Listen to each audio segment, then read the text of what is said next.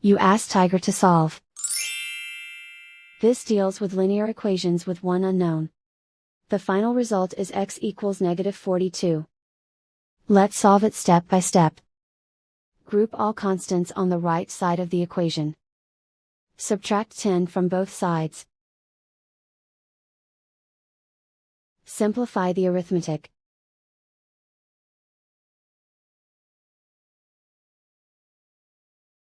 Isolate the x. Multiply both sides by inverse fraction 7/2.